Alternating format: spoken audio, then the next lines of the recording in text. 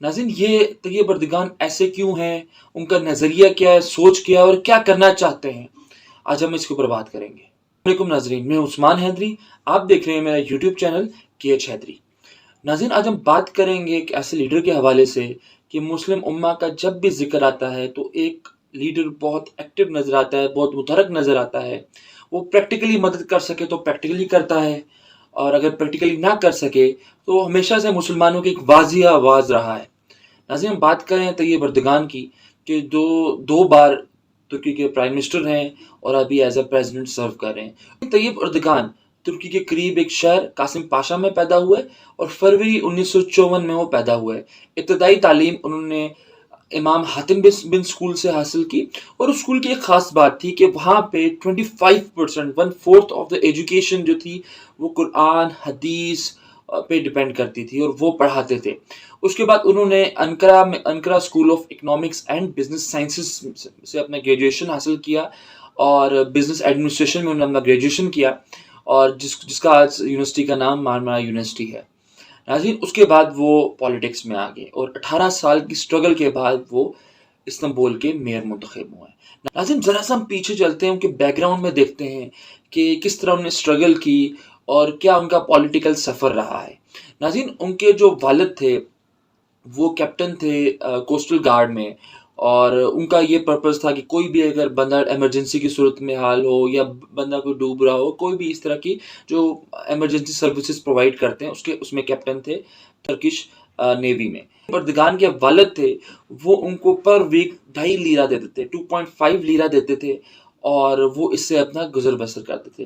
ناظرین، Tayyip Erdogan نہایت ہی محنتی انسان تھے، اور جو 2.5 لیرہ ان کو ان کے والد کی طرف سے دیا جاتا تھا، وہاں جہاں گرم علاقے ہیں اور جہاں پہ ٹریفک جام بہت زیادہ ہوتا تھا، تو وہاں پہ وہ لیمو پانی سیل کیا کرتے تھے۔ اس کے ساتھ ساتھ جو پوسٹل کارڈز وغیرہ ہوتے ہیں، اب تو ہم واٹس ایپ کے تھرو ایک دوسرے کو سینڈ کرتے ہیں، تب وہ پوسٹل کارڈ سیل کیا کرتے تھے، اور ان کے پاس ایک بائک تھا 3 پہیوں والا، اور وہ ایک ترکش گاؤن پہن کے، اور ایک جس طرح بریانی باقر خانی ہوتی ہے ہماری، وہ اس نما کی روٹی سیل کیا کرتے تھے۔ ان کی ایک بڑی سٹرگلنگ لائف گزری ہے۔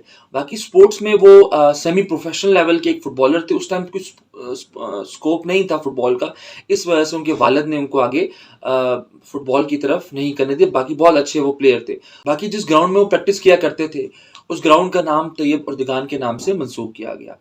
ان کی ایک بڑی سٹرگلنگ لائف تھی، 18 سال تک وہ سٹرگل کرتے رہے اور بہت اچھے مقرر بنے، اور اس کے بعد وہ استنبول کے میئر منتخب ہوئے۔ ناظرین، طیب اردگان مینلی 3 پارٹیز میں رہے ہیں۔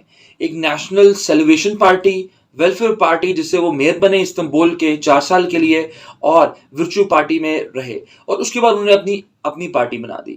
ناظرین، جب ورچو پارٹی سے طیب اردگان میئر منتخب ہوئے، اس ٹائم استنبول کا بہت برا حال تھا۔ اسٹرکچر نہیں تھا، انفراسٹرکچر نہیں تھا، کرپشن بہت عام تھی، جس کی لاٹھی اس کی بحث کا قانون تھا۔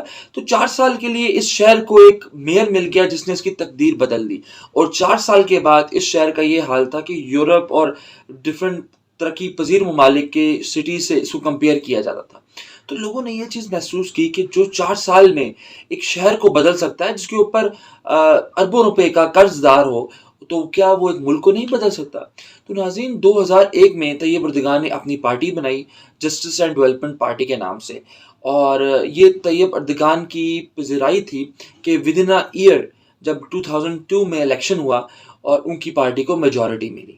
اس طرح طیب اردگان 2014 تک ترکی کے پرائم منسٹر رہے، اور اس کے بعد اب ایز اے پریزیڈنٹ وہ سرو کر رہے ہیں۔ Tayyip Erdogan during political journey میں ان کو بہت سارے ایشوز بھی فیس کرنے کو ملے، اور جس طرح 2016 میں فوجی بغاوت کی گئی، اور جو طیب اردگان پبلکلی بھی یہ بات بولتے ہیں کہ امریکہ کی طرف سے کروائی گئی تھی، اور اس کے بعد طیب اردگان کی مقبولیت اتنی زیادہ تھی کہ ترکش جو لوگ تھے وہ ٹینکرز کے نیچے لیٹنے کے لیے تیار ہو گئے، اور اس طرح یہ بغاوت کامیاب نہ ہو سکی۔ اس کے ساتھ ساتھ ناظرین، 2018 میں ایک طیب اردگان کی پالیٹکس کا ایک بہت ٹرننگ پوائنٹ آیا، اور طیب اردگان نے خود یہ بات کہی تھی کہ جب ہم انقرہ اور استنبول ہار جائیں، اس کا مطلب ہے ہم پورا ترکی ہار گئے ہیں۔ اور لوکل باڈیز الیکشن میں طیب اردگان کو بہت بری شکست ہوئی، اور اس طرح 2019 میں دوبارہ لوکل باڈیز الیکشن کروائے گئے، اور دوبارہ ان کو بہت بری طرح شکست ہوئی۔ آج کل طیب اردگان بڑی فیم انجوائے کر رہے ہیں۔